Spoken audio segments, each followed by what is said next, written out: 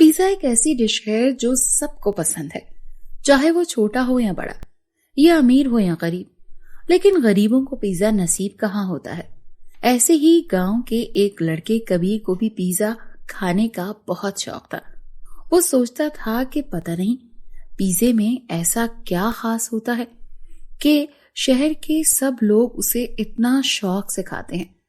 कबीर एक 18 साल का गांव का लड़का था और पहली बार पढ़ाई के सिलसिले में गांव से शहर आया था। शुरू में तो उसे शहर की तेज रफ्तार गाड़ियों और ट्रैफिक से बहुत डर लगता था। पता नहीं ये शहर के लोग हर वक्त इतनी जल्दी में क्यों होते हैं, गाड़ियां भी कितनी तेज रफ्तारी से चलाते हैं। यहाँ तो हर वक्त मुझे बहुत सावधान रहना पड़ेगा। कबीर बचपन से ही कुर्ता पजामा पहनने का आदी था, इसीलिए वो शहर में भी पहनने के लिए अपने साथ कुर्ता पजामा ही लेकर आया था। आज उसके कॉलेज का पहला दिन था और कबीर अपने पहले दिन पर कॉलेज से लेट नहीं होना चाहता था। तो वो सुबह के वक्त पर उठा, मुंह हाथ धोया और अपना नया कुर्ता पजामा पहनकर कॉलेज के लिए रवाना हो गया। कॉलेज पहुंचकर उसने देखा कि वहां सब लोगों ने पैंट शर्ट और मॉडर्न ड्रेसेस पहने हुए थे। यहाँ तो सबने कितने मॉडर्न कपड़े पहने हुए हैं। अगर इन्होंने मुझे देखा तो ये लोग तो मुझ पर हंसना शुरू कर देंगे। कबीर को जिस चीज का डर था वैसा ही हुआ। जैसे ही लोगों की नजर उस पर पड़ी, उसे देखकर हंसने लगे। उनमें से एक लड़के ने कबीर की तरफ इशारा करते हुए कहा, अबे यार, उसको तो देखो, कैसा कुर्ता पजामा पहनकर कॉलेज आया है। मुझे तो लगता है कि किसी गांव का है, गंवार। कबीर ने उनकी सारी बातों को नजरअंदाज किया और अपने क्लासरूम में जाकर एक लड़के के साथ बैठ गया। लड़के ने कबीर से हाथ मिलाते हुए कहा, हेलो, मेरा नाम राहुल है। सुना है कि तुम इस कॉलेज में नए आए हो। वैसे नाम क्या है तुम्हारा? कबीर ने मुस्कुराते हुए राहुल के सवाल का जवाब दिया, हाँ, मैं इस कॉलेज में नया आया हूँ और मेरा नाम कबीर है। अच्छा, तो कबीर कहाँ से हो तुम? अब मैं गांव से हूँ और यहाँ पढ़ने के लिए आया हूँ। कबीर, तो फिर कैसा लगा तुम्हें हमारा शहर? हाँ, शहर तो अच्छा है, मगर यहाँ पर गांव की तरह ताजा हवा नहीं है। हाँ, ये तो है, तुम सही बोल रहे हो। अभी वो दोनों गपशप में मसरूफ थे कि इतने में उनकी क्लास शुरू हो गई।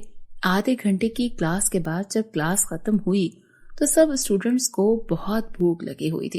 तो सब स्टूडेंट्स कुछ खाने पीने के लिए कैफेटेरिया की तरफ जा रहे थे।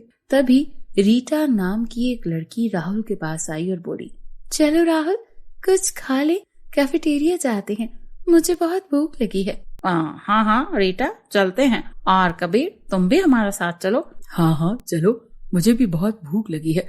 वैसे इस कैफेटेरिया में दाल चावल मिलते हैं? रीटा हंसकर बोली, दाल चावल कौन खाता है, तुम्हारा तो टेस्ट बिल्कुल ही फजूल है।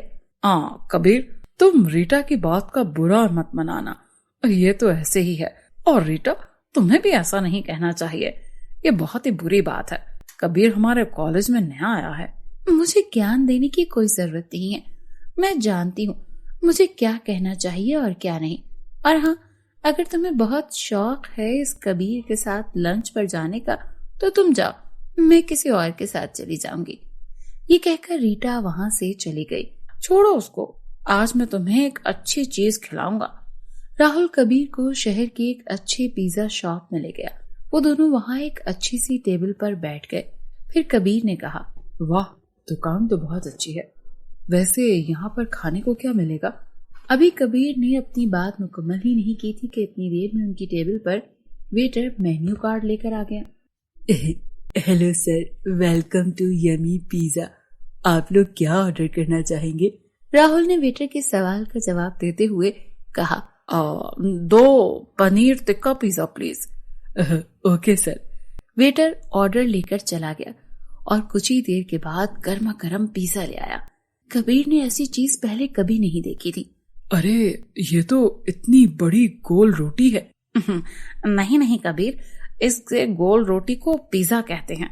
हाँ, वही मतलब हुआ ना, आटे की रोटी के ऊपर पनीर की सब्जी। हाँ, सही है। वैसे टेस्ट तो करो, कैसा है पिज्जा?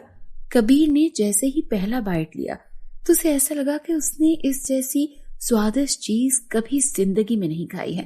वाह, ये तो बहुत ही जबरदस्त है। मैंने इससे पहले कभी इससे स्वादिष्ट चीज नहीं खाई है।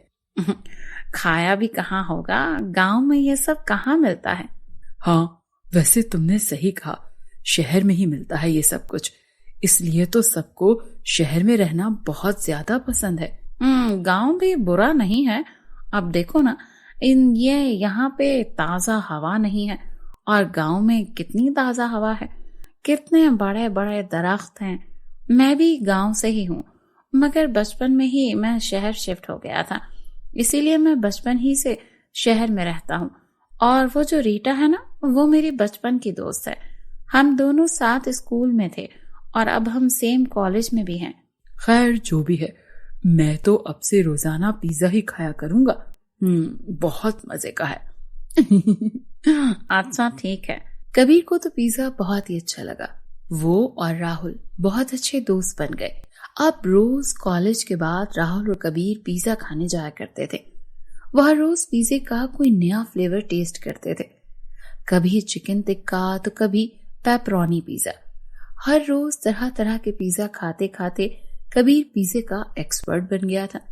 एक दिन कॉलेज के बाद राहुल ने कहा, चल कबीर, पिज्जा खाकर आते हैं। हाँ, तू चल मेरे साथ मेरे हॉस्टल, मैं तुम्हें पिज्जा बनाकर खिलाता हूँ। वाह कबीर, तूने तो पिज्जा बनाना भी सीख लिया। हाँ मेरे भाई, बहुत अच्छा पिज्जा बनाता हूँ मैं तो। तू खाएगा ना तो हैरान हो जाएगा।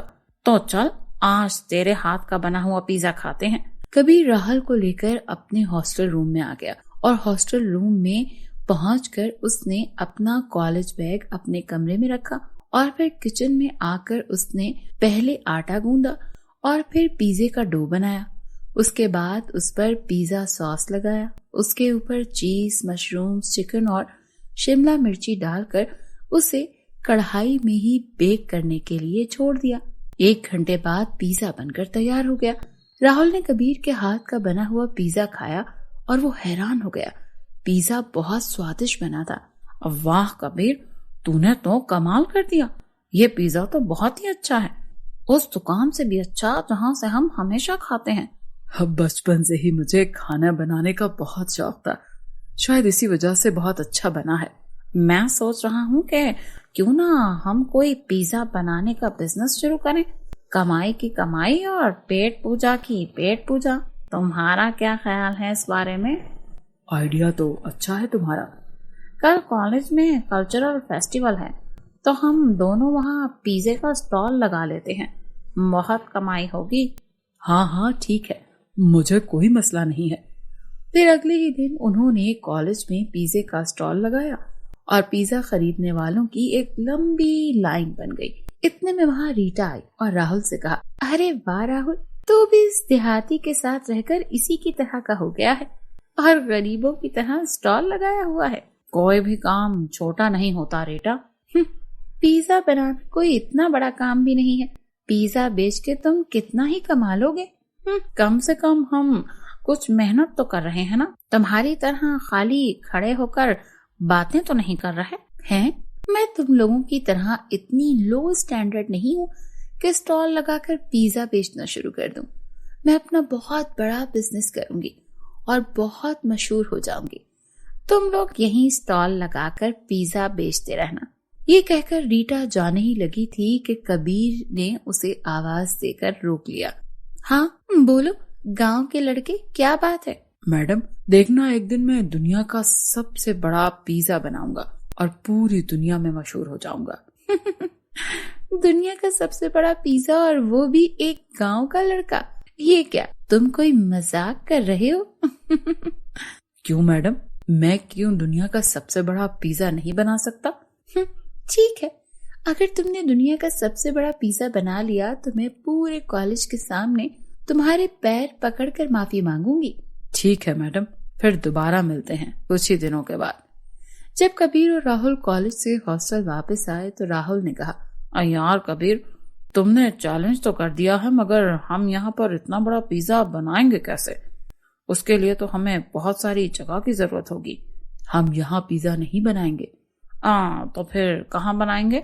हमारे पास तो कोई ऐसी जगह भी नहीं है। कबीर ने कहा। क्यों नहीं है? मेरा गांव है ना। ये है ना बात। अगले दिन कबीर राहुल को लेकर अपने गांव निकल गया। गांव पहुंचकर उसने गांव वालों को सबसे बड़ा पिज्जा बनाने के लिए कहा। गांव के लोग उसकी मदद करने के लिए राजी हो गए। कबीर ने काम शुरू कर दिया। गांव के लोग अपने अपने घर से आटे की बोरी लाने लगे, जिससे पिज्जे का बेस बना। लोगों ने अपनी अपनी गाय का दूध कबीर को दिया, जिससे चीज बन गया। और सब्जियां तो गांव के खेत में बहुत हैं।